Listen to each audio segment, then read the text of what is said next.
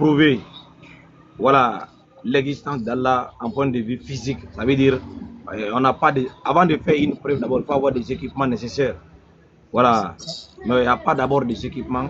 L'être humain n'a pas eu les équipements d'abord pour observer Dieu et sortir avec des preuves papales. Mais alors pourquoi tu crois en lui? Voilà, voilà. Maintenant, les preuves, voilà, les preuves non palpables qui m'a convaincu de son existence, c'est que, commencer par moi-même d'abord. Voilà, commencer par moi-même d'abord, je parle. Lorsque je m'observe moi-même, je vois une organisation bien ordonnée. Voilà, je vois un être qui a été organisé, qu'il n'y a pas de désordre sur lui. Tout a été placé dans sa place, tout a été placé en point de vue où il n'y a pas de désordre en lui. J'ai 2 yeux devant, j'ai un nez, 2 narines, la bouche, 32 dans les oreilles, mon cœur, le cerveau, mes pieds, les kidneys, voilà, le sang, l'eau, tout a été placé avec les organes. Quand je vois tout ça là, je me rends compte que les choses là ne sont pas mises là-bas par eux-mêmes. Et ce ne sont pas les organes là qui se sont définis leur fonctionnalité. Il y a une intelligence derrière tout ça là, qui les a placés là-bas. Et c'est lui qui a mis ça là-bas là. Comment il a su que ça là, voilà son rôle. Et lorsque moi je vois ça, ça fait exactement le rôle de celui qui avait placé là-bas. Donc quand je me regarde là, je sais que voilà, c'est pas moi qui me suis fait. Il y a certainement quelqu'un qui est responsable ou quelque chose qui est responsable de cette organisation qui est sur moi. Voilà, ma vie, mon existence, mon intelligence, la façon dont je parviens à distinguer entre le bien et le mal, mes analyses, je parviens à faire des choses extraordinaires. Tout ça là, est-ce que c'est moi qui me suis fait? Non. Il y a certainement quelqu'un ou quelque chose qui est derrière ça. Ok. Et si Et justement... lorsque j'observe la nature autour de moi, le cosmos, le monde, voilà, le monde, la nature qui m'entoure, c'est clair que tout cela, c'est pas fait eux-mêmes. Il y a certainement un ingénieur ou une intelligence qui a tout placé ça à leur place. Oui. Et alors, tout ce que tu dis là, je suis avec toi, ok? Si je te montre selon la Bible que c'est Jésus-Christ qui a créé le ciel et la terre, on va faire quoi? Parce qu'un homme, selon toi, un homme ne peut pas créer la terre. Ah oui, je vais accepter, je vais accepter. C'est seul Dieu qui a créé le ciel et la terre, c'est ça, non? Ouais. Et si selon la Bible, c'est Jésus-Christ qui a créé la terre, le ciel et la terre, on va faire quoi? Je vais croire, je vais accepter. Ok, tu as la Bible là? Ouais, j'ai la Bible. Ok, alors tape Colossiens 1, verset 15. Ok. Colossiens 1, verset 15. Colossiens 1, 15.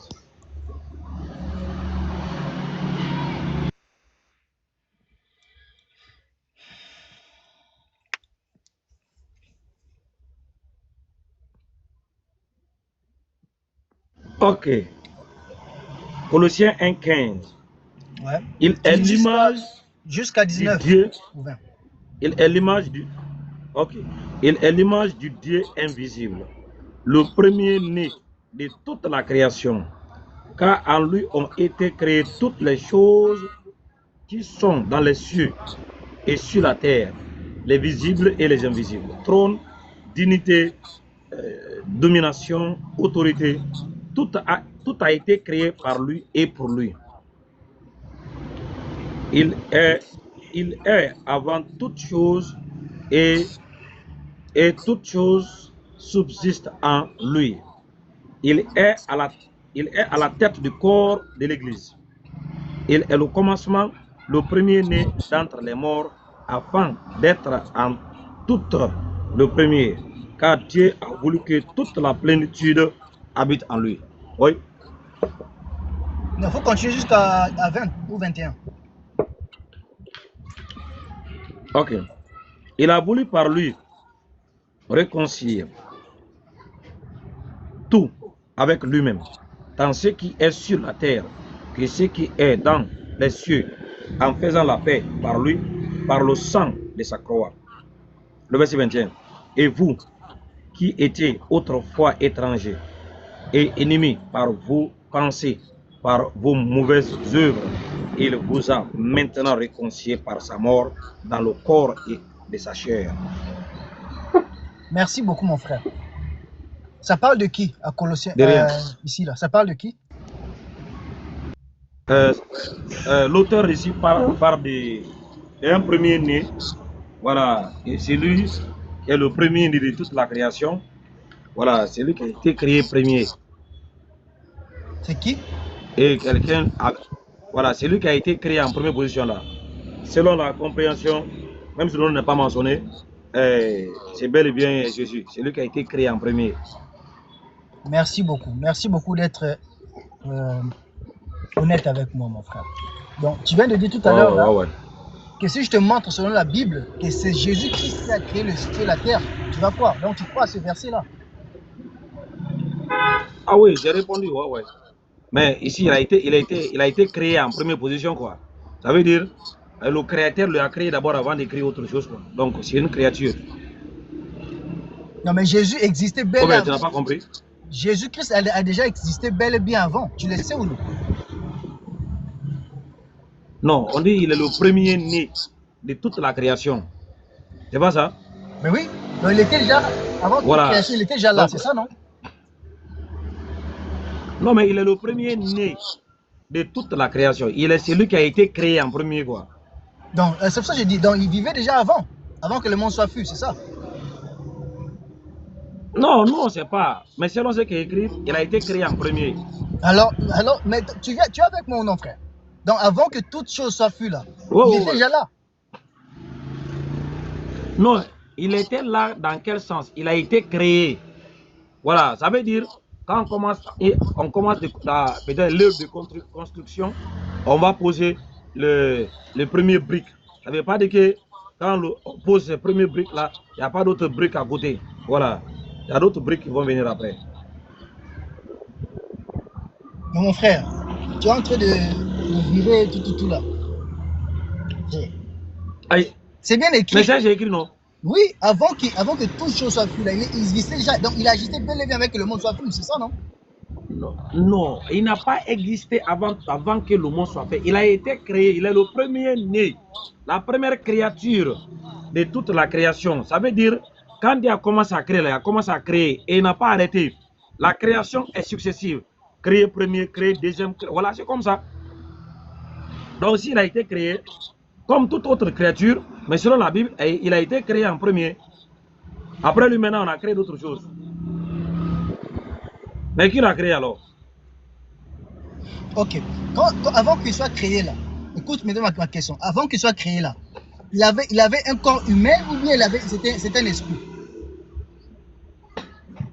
Voilà. Avant qu'il soit créé là-haut, est-ce qu'il y a une forme? Non, c'est la question que je te pose. Il était un esprit? Non, Dieu n'a pas de forme. On dit Dieu est esprit. Hein? Non, Dieu est esprit. Est-ce que la Bible a dit que Dieu est esprit? Ouais. Voilà, si Dieu est esprit, ça veut dire Dieu n'a pas de forme. Alors il était... Écoute, est-ce que Dieu est un esprit? Est-ce que Allah est un esprit? Non, Allah n'est pas un esprit. Tu es sûr? Ah oui. Tu es sûr que Allah n'est pas un esprit? Ah oui. Ok. Avant que je donne la sourate, ok? On va d'abord continuer dans la divinité de Jésus-Christ, ok? Si tu lis dans Jean 14, verset 6, tu peux lire ça s'il te plaît? Jean 14, verset 6. D'accord. Je ne sais pas où tu es, sinon tu me donnes le travail comme ça, hein, pour faire tes lectures là. Mais on est là pour apprendre. Ah oui, tu ne payes pas. Normalement, tu vas envoyer la dîme. Mais c'est pas ici que tu payes ta dîme, tu vois, non? Écoute, la dîme d'abord. la dîme, c'est comment dirais-je? C'est un autre sujet encore. La dîme n'a jamais été de l'argent, mon frère. Non, on va parler de ça, pas de problème. Qui t'a dit ça? Mais c'est la Bible qui dit, Ça c'est pas là, moi qui dis, c'est la Bible. il faut pas dire ça devant. Comme moi, je suis un bishop qui a reçu l'onction, je ne frappe pas mes fidèles. Mais quand tu dis ça devant certains pasteurs là, tu vas regretter. Hein? Non, moi je dis selon la Bible, c'est pas selon moi, selon la Bible. Selon la Bible, pas selon moi. La Bible n'a jamais été de l'argent. Voilà. En plus la dîme, c'était pour les Lévites, c'était pour les gens qui travaillaient au temple, dans l'Ancien Testament, pour les Lévites. Voilà, c'est un peu ça. Mais ça, c'est un autre sujet. D'accord, on va lire. Jésus lui dit, ouais. Voilà, Jésus lui dit, je suis le chemin, la vérité et la vie. Nul ne vient au Père que par moi. Jésus dit quoi? Jean 14, verset 6. Je suis le chemin, la vérité et la vie. Nul ne vient au Père que par moi. Waouh! Alors, Jésus dit clair, mon frère, nul ne vient que du Père que par moi. Donc c'est lui qui décide. Tu as bien compris ou non? Ouais, j'ai bien compris. Ouais. Ou bien? Ouais, j'ai bien compris. Tu veux que je fasse un commentaire? Fais un commentaire sur ça. D'accord. Nul ne peut aller vers Dieu sans passer par lui. Bel et bien, c'est la vérité, mais c'est en son temps.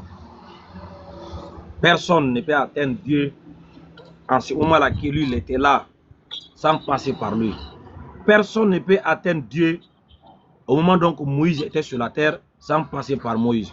Personne ne peut atteindre Dieu au moment donc que Noé a existé, sans passer par Moïse. Chaque prophète a son temps. Il est la seule porte qui est ouverte dans les cieux par laquelle les hommes doivent passer pour atteindre la divinité. Tous les prophètes ont cette droit-là. Donc aujourd'hui, personne ne peut atteindre Allah sans passer par Muhammad, alayhi salatu wassalam. Waouh! Donc, j'ai une question. Si tu dis ça, est-ce que montre-moi les versets, bien les sourates, là où Mohamed lui-même il a envoyé ses propres prophètes. Pardon? Montre-moi des sourates où Mohamed envoie ses propres prophètes à lui-même. Non. Mohamed n'envoie pas de prophète parce qu'il a été envoyé par Allah. Donc Mohamed était un prophète messager qui était envoyé par Allah. Mais Jésus envoie des prophètes. Mais pourquoi Jésus envoie ses prophètes? Il a ses disciples qu'il a envoyés. Mais pourquoi Jésus envoie ses prophètes à lui? Pourquoi? Non, il n'envoie pas des prophètes. Si je te montre des versets, Jésus n'envoie pas des prophètes. Il envoie des prophètes. Allons-y, montre-moi. Montre-moi. Ok, attends, je te montre.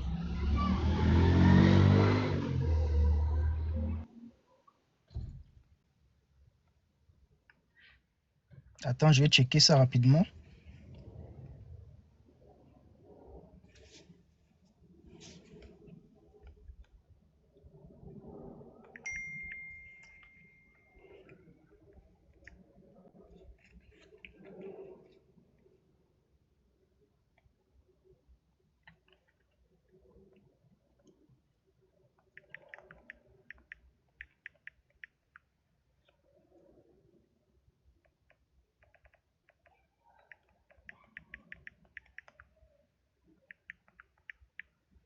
Attends.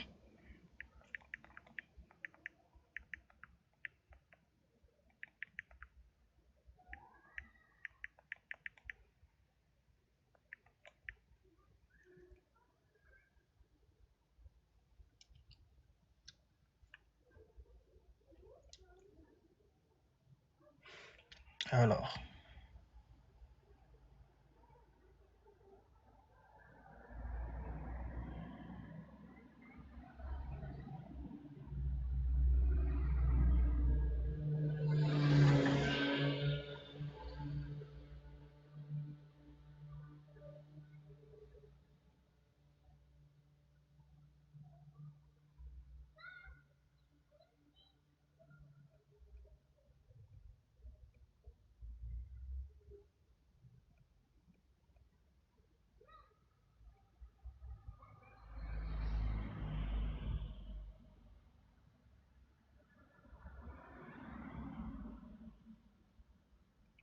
Attends, j'arrive. Voici.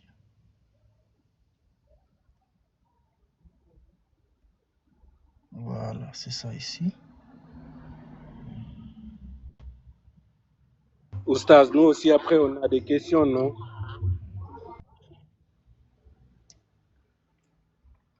Non, il est revenu en tant qu'un invité. Ah oui, il est calme. Voilà, s'il est calme comme ça, on va le traiter avec cet même esprit. Donc, laisse comme ça les frères, Inch'Allah. Je suis calme, hein? Moi, je n'insulte pas, moi.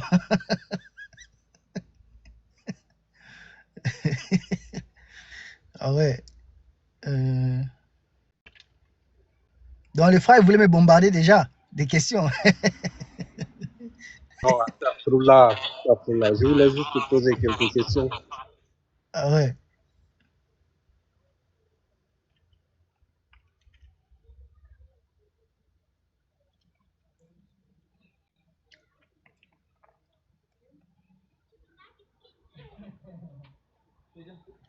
Voilà, je crois que c'est dans Matthieu, je crois. Matthieu.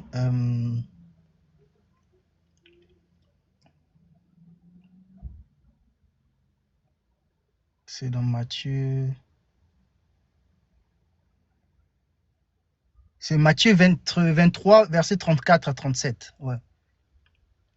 Ici, Jésus parle. Attends, je vais lire, ok? Matthieu 23, verset 34. Voilà. C'est pourquoi, voici, je vous envoie des prophètes, des sages et des scribes. Vous tuerez et crucifierez les uns, vous battrez des verges les autres dans vos synagogues et vous les persécuterez de ville en ville. Voilà. C'est écrit dans Matthieu 23, verset 34. D'accord. Maintenant, tu vois le problème? Est-ce que c'est lui qui a dit, est-ce que cette parole sort de sa bouche? C'est lui qui a dit. Pour répondre à cette question. Qui parle ici? Oui. Qui parle ici? Oui, j'ai compris. Écoute, regarde. Dans Luc chapitre 11, le verset 49, ici c'est écrit, c'est pourquoi la sagesse de Dieu a dit, je leur enverrai des prophètes et des apôtres, ils tueront les autres et persécuteront les autres. Qu'est-ce qui a envoyé des prophètes? Donc pourquoi c'est Dieu? C'est ça, non? Qu'est-ce qui a envoyé les prophètes? C'est Dieu, non? Non, c'est ça. Non, ici on dit c'est pourquoi la sagesse de Dieu a dit, je leur enverrai des prophètes, des apôtres, ils tueront les autres et ils crucifieront les autres. Qu'est-ce qu'il a envoyé? Non, ici c'est écrit, hein. C'est pourquoi voici, je vous envoie des prophètes, des sages et des scribes. Voilà. Mais qui parle ici, frère? C'est qui parle? Ah, voilà. Dans Luc ici, on dit c'est la sagesse. La sagesse de Dieu a dit. Non, moi je parle de Matthieu, je ne parle pas de Luc. Ah mais c'est la même Bible, non? Mon frère, est-ce que la sourate 1, c'est la sourate 10? Non, mon frère, arrêtons quand même. Tu as vu? Est-ce que la sourate 1, c'est la sourate 10? Non. Moi, je te montre à Matthieu. Non, mais non. C'est la même Bible. Voilà, il y a quelqu'un qui doit envoyer quelqu'un ici. Est-ce que c'est la sagesse de Dieu qui a envoyé? Je suis voilà, mais regarde. Nous on ne croit pas que le Christ peut prendre et puis se déclarer être Dieu. On ne croit pas en ça, tu vois, non? Il y a une autre chose à remarquer dans les expressions qui ont été attribuées au Fils de Marie.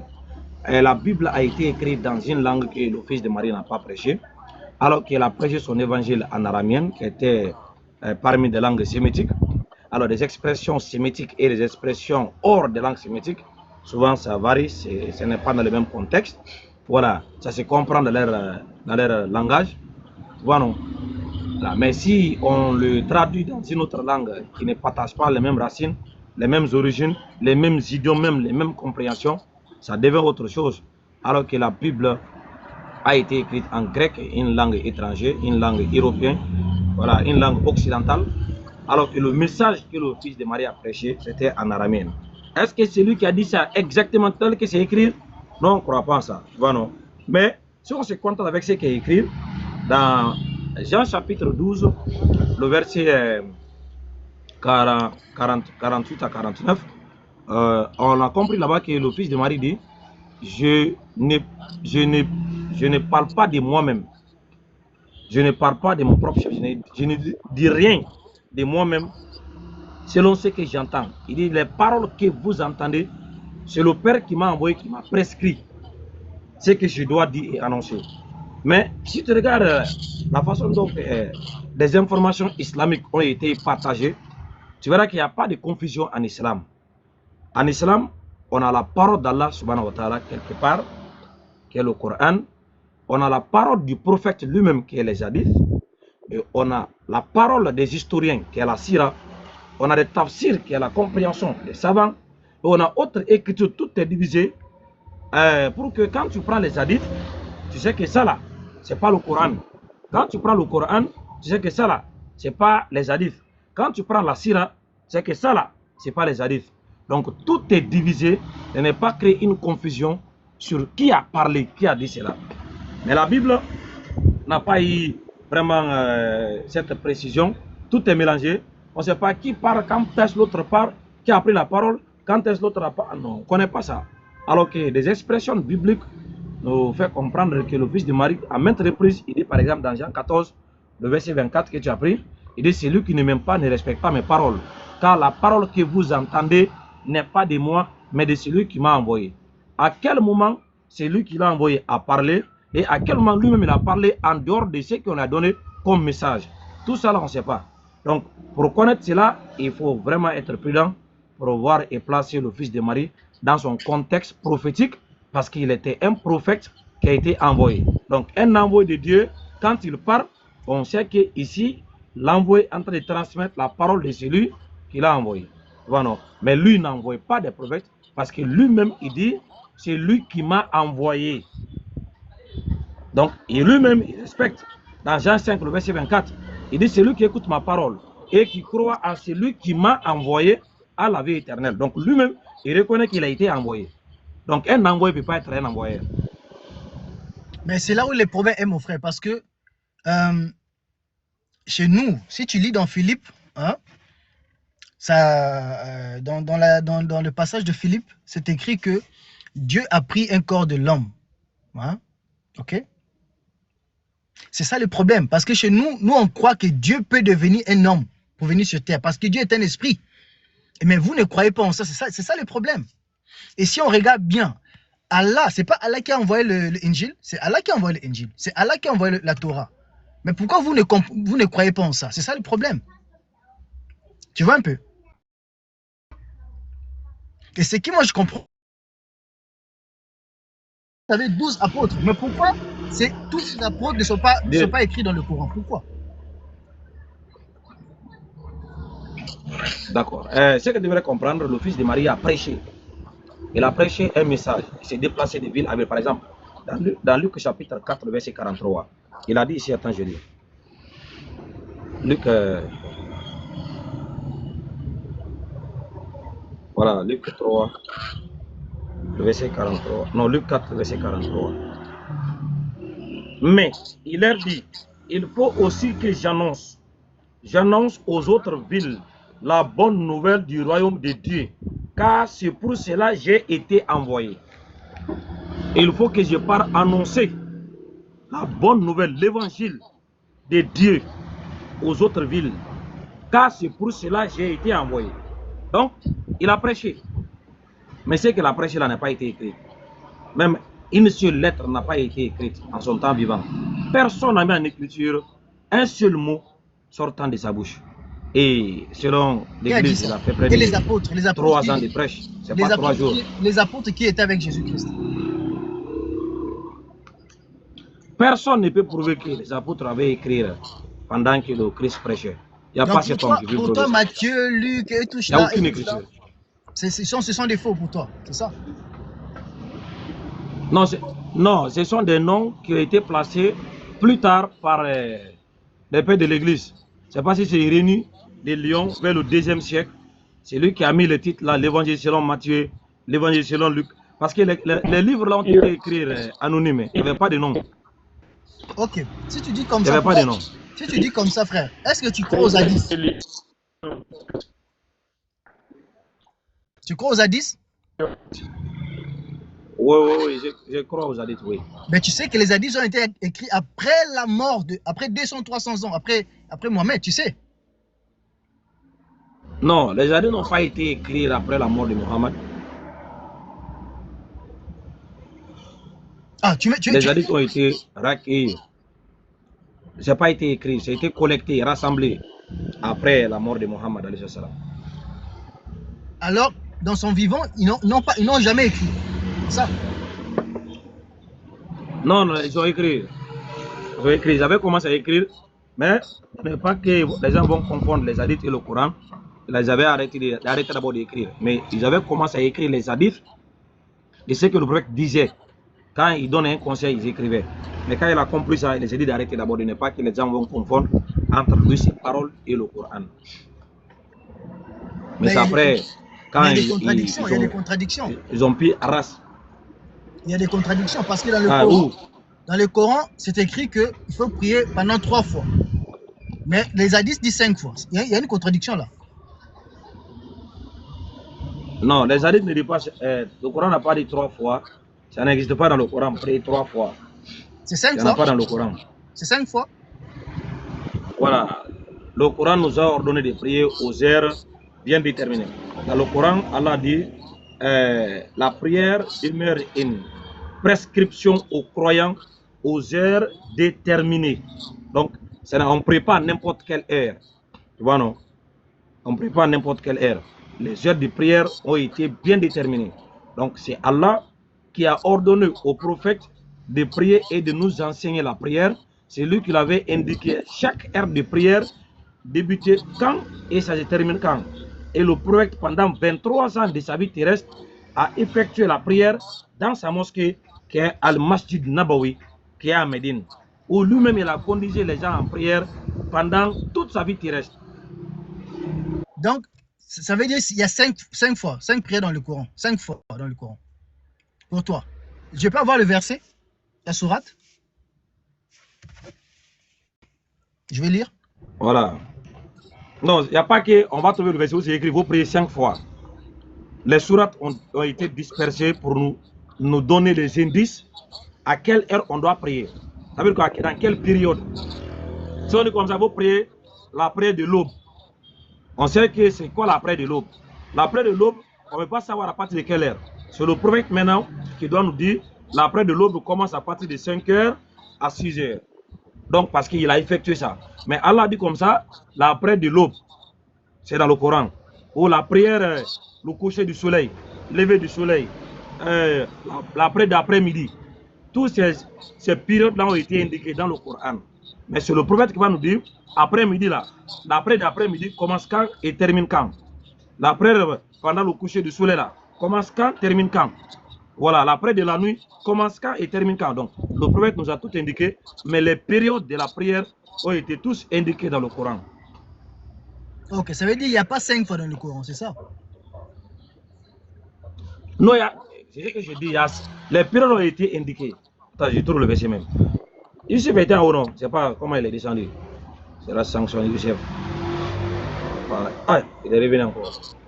S'il descend encore. Donc, si Youssef descend encore, il faut le bloquer. Une semaine, il revient, Inch'Allah.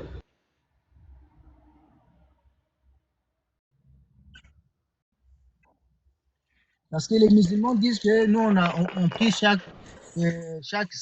5 fois dans la journée, c'est écrit dans le Coran. Je vais voir le verset. Salam alaikum, Ustaz Kamara.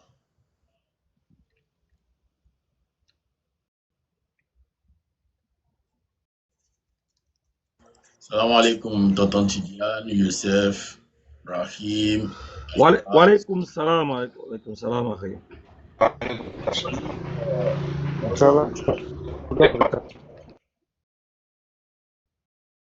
Alors moi, il ne me salue pas. Hein. Z, tu ne me salues pas. Parce que je ne suis pas musulman, c'est ça? J'ai dit bonjour, coucheur. J'ai dit bonjour, Usha, tu n'as pas entendu. Ah, Non, mais la salutation, là, c'est pour tout le monde. Hein. Usha, Ça veut dire que la paix de Dieu soit avec vous. Usha, ah, merci. Non, pendant je souhaite que... la paix à tout le monde. Ah, ça, c'est Usha, bien, ça. C'est ce que moi, je veux. Usha, Oui. attends. En tout cas, moi, je ne suis pas contre les musulmans. Hein. Moi, je vous aime bien. Je ne suis pas contre vous, mais... Ouais. Voilà. Moi, Regarde, on va commencer par la prière. La sourate 2, verset 238. Sourate 2, verset 238. Tu as ton courant là-bas? mon portable, j'ai des importables ici, ouais. Ok, sourate 2, verset 238.